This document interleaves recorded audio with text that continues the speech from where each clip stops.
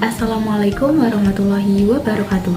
Perkenalkan, nama saya Alia Jazila dari kelas 10-2. Saya akan menyampaikan materi sosiologi kelas 10 semester 1 pada bab 1, yaitu pengantar sosiologi. Untuk poin B, yaitu sosiologi sebagai ilmu sosial. Di poin B ini, yaitu sosiologi sebagai ilmu sosial, kita akan mempelajari yang pertama, pengertian sosiologi, kedua, objek kajian sosiologi, ketiga, sosiologi sebagai ilmu pengetahuan, keempat, sosiologi sebagai ilmu dengan paradigma ganda, kelima, fungsi dan peran sosiologi, dan keenam, hubungan sosiologi dengan ilmu lain. Pertama, pengertian sosiologi. Istilah sosiologi berasal dari kata sosius dan logos. Sosius itu dalam bahasa Latin berarti kawan, dan logos dalam bahasa Yunani berarti kata atau berbicara. Menurut Kamus Besar Bahasa Indonesia, sosiologi adalah ilmu tentang sifat, perilaku, dan perkembangan masyarakat, atau ilmu tentang struktur sosial, proses sosial, dan perubahannya. Terdapat tokoh-tokoh yang memberikan definisi tentang sosiologi, antara lain sebagai berikut. Max Weber, yang menyatakan bahwa sosiologi merupakan ilmu yang mempelajari tindakan-tindakan sosial. Lalu ada Anthony Giddens yang mendefinisikan bahwa sosiologi merupakan studi tentang kehidupan sosial manusia, kelompok, dan masyarakat. Lalu ada Selo Sumarjan dan Sulameng Sumardi yang mendefinisikan bahwa sosiologi adalah ilmu yang mempelajari hubungan antar manusia. 2. Objek kajian sosiologi. Objek sosiologi adalah masyarakat yang berfokus pada hubungan antar manusia dan proses yang terjadi dalam hubungan tersebut. Dalam mempelajari masyarakat sebagai objek kajian, sosiologi memfokuskan studinya pada A. Hubungan timbal balik antara manusia satu dengan manusia lainnya, B. Hubungan antara individu dan kelompok, C. Hubungan antara kelompok yang satu dan kelompok lainnya, D. Proses yang timbul dari hubungan-hubungan tersebut dalam masyarakat. Pokok bahasan sosiologi menurut beberapa tokoh antara lain yaitu tindakan sosial oleh Max Weber. Disebut tindakan sosial hanya jika tindakan tersebut dilakukan dengan mempertimbangkan perilaku orang lain. Kemudian, imajinasi sosiologi oleh Charles Mills.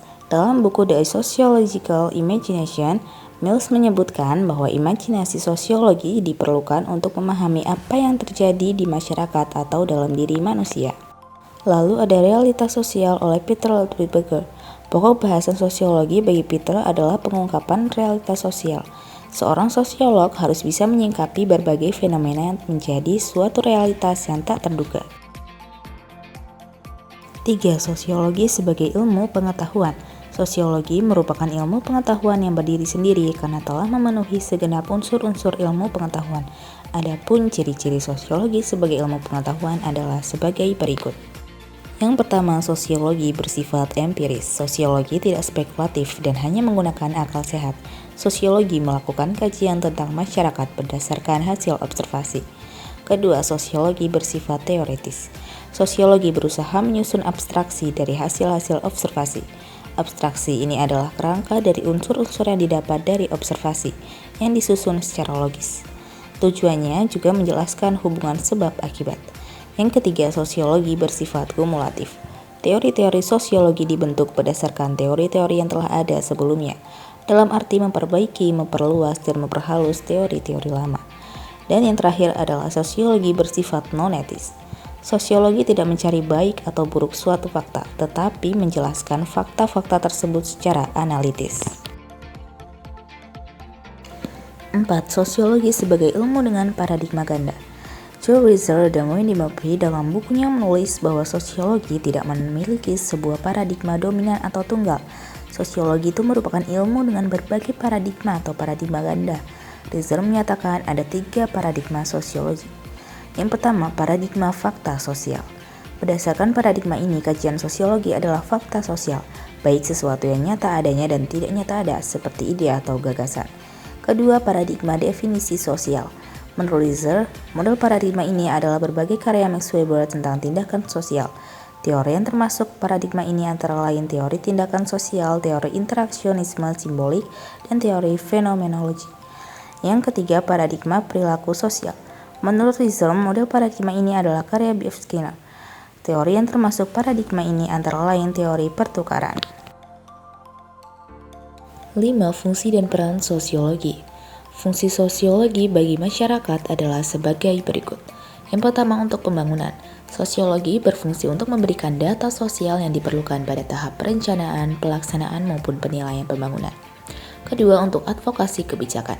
Sosiologi berfungsi sebagai basis data dan sumber berlangsungnya advokasi kebijakan dalam isu-isu publik. Dan yang ketiga, untuk penelitian. Adapun peran sosiologi dalam masyarakat. Peran ini dapat dilihat pada peran para sosiolog. Bentuk-bentuk peran sosiolog tersebut antara lain adalah sosiolog sebagai ahli riset, sosiolog sebagai konsultan kebijakan, sosiolog sebagai praktisi, dan sosiolog sebagai guru atau pendidikan. 6. Hubungan sosiologi dengan ilmu lain. Seorang sosiolog sama seperti psikolog, antropolog, ilmuwan politik, ahli ekonomi, dan ilmuwan sosial lainnya. Orang cenderung berpikir bahwa perilaku seseorang selalu berasal dari kepribadian dan motivasi yang berbeda. Dari sudut pandang sosiologis, penjelasan psikologis tidak salah, hanya kurang lengkap. Sosiolog menjelaskan bahwa perilaku masyarakat timbul tidak hanya dipengaruhi oleh motif dan sifat internal seseorang, tetapi juga dari konteks sosial di mana orang tersebut hidup. Seorang sosiologi juga belajar budaya seperti seorang antropolog. Antropolog melihat budaya sebagai dasar bagi masyarakat, mempelajari bagaimana orang hidup dalam budaya yang berbeda dan bagaimana budaya berkembang. Sementara seorang sosiolog melihatnya sebagai bagian dari sistem sosial lainnya yang bersama-sama membentuk masyarakat. Seorang sosiolog tertarik pada semua lembaga sosial yang ada di masyarakat. Sementara itu, ilmuwan politik dan ekonomi mempelajari lembaga sosial tertentu yang membentuk perilaku politik dan ekonomi masing-masing. Sosiolog juga sama seperti ilmu sosial lainnya yang menggunakan angka-angka matematis seperti data statistik sebagai salah satu alat analisis.